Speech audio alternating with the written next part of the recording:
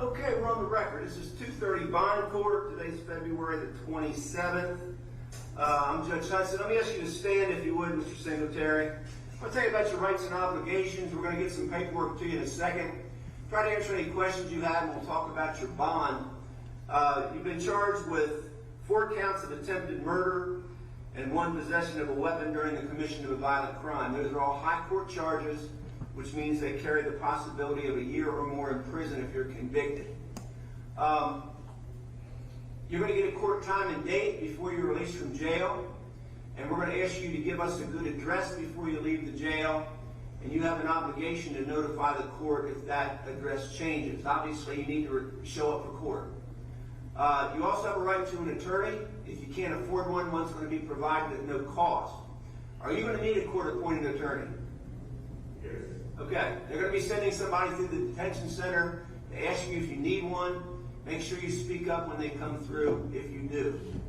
You also may request a preliminary hearing if you want. Preliminary hearing is not a trial. You're not going to testify or call any witnesses, but the judge is going to hear some evidence against you, and if they think the evidence is strong enough to send your charges to the grand jury, your case will move forward. Now, we're going to give you a form. It's a request for a preliminary hearing. That has to be returned within 10 days if you want it. You might want to get your attorney to make that decision, or if you want to fill it out before you leave this afternoon, we'll get it to the proper place.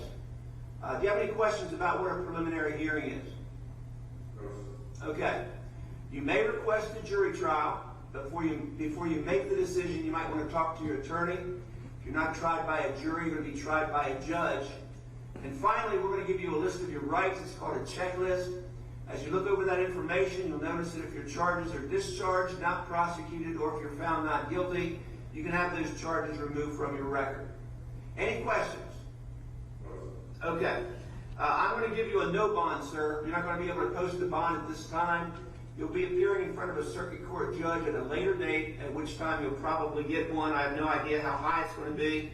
As a condition of your bond, you're not to have any contact with any of the victims. You also may not possess a firearm. Any questions? Sir. Okay. I'm going to ask you to step over to the window there. We're going to get some paperwork to you.